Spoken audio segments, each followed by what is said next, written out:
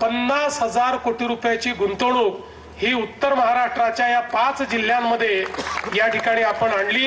आणि त्यात एकट्या नगर जिल्ह्याचा विचार केला तर जवळपास 11,519 कोटी रुपयाची गुंतवणूक ही या नगर जिल्ह्यात होणार आहे, ज्यातनं 18,000 लोकांना त्या ठिकाणी रोजगार मिळणार आहे आणि उत्तर महाराष्ट्रामध्ये जवळपास 75,000 लोकांना रोजगार मिळेल इतक्या मोठ्या प्रमाणात ही गुंतवणूक या ठिकाणी येते आहे। आणि म्हणूनच मी एकच सांगू इच्छितो की केवळ एमओयू नाही तर ते प्रत्यक्षात अस्तित्वात आणण्याकरता आमचा उद्योग विभाग हा सातत्याने कार्यरत असतो आणि देशामध्ये आपण जर बघितलं तर ॲव्हरेज एमओयूचा प्रत्यक्ष गुंतवणुकीमध्ये परिवर्तित होण्याचा दर हा 35% आहे। महाराष्ट्रामध्ये नॉर्मली हा दर 50 ते 55, 60% पर्यंत आहे, पण दावोसचे आमचे जे करार आहेत त्याचा गुंतवणुकीमध्ये परिवर्तित होण्याचा दर हा 75% आहे। हे सांगताना मला अतिशय आनंद वाटतो आणि जे 25% होत नाहीत त्यातलं आम्ही जेव्हा स्टडी केला त्यावेळेस असं नाही की ते सिरियस नाही आहेत, पण काही ना काही जिओपॉलिटिकल हेडविंड्समुळे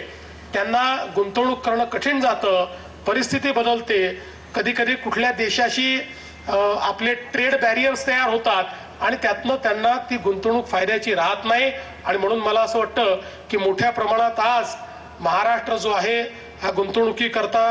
एक अत्यंत महत्त्वाचं अशा प्रकारचं स्थान झालेलं आहे। आज भरतनी सांगितलं की 10 कामगारांपासून त्यांनी उद्योग सुरू केला, आज 1000 कामगारांपर्यंत पोहोचलाय आणि लवकरच 3000 कामगारांपर्यंत हा उद्योग या ठिकाणी जाणार आहे। त्यामुळे डिफेन्स असेल, रेल्वे असेल, ऊर्जा असेल, एरोस्पेस असेल, हेल्थकेअर असेल, मरीन क्षेत्र असेल, या प्रत्येक क्षेत्रामध्ये ॲल्युमिनियम फोर्जिंग हे अत्यंत महत्त्वाचं ठरतं आणि त्या प्रत्येक क्षेत्रातलं काम हे टॉरल इंडिया या ठिकाणी करतंय। आणि विशेषतः डिफेन्स क्षेत्राचं जे इंडिजनायझेशन चाललेलं आहे त्याच्यामध्ये तर अत्यंत महत्त्वाची भूमिका ही टॉरलच्या माध्यमातून या ठिकाणी होणार आहे। आज जर आपण बघितलं तर ॲल्युमिनियम कास्टिंगचा जगाचा जो व्यापार आहे किंवा जगाची बाजारपेठ आहे ती 6.5 अब्ज डॉलर्स पर्यंत गेलेली आहे आणि त्याच्यामध्ये आपल्याला जी काही भारताची भूमिका आहे ती मोठ्या प्रमाणात वाढवायची आहे। मला आता भरत सांगत होता की ॲल्युमिनियमचा विचार केला तर त्या ठिकाणी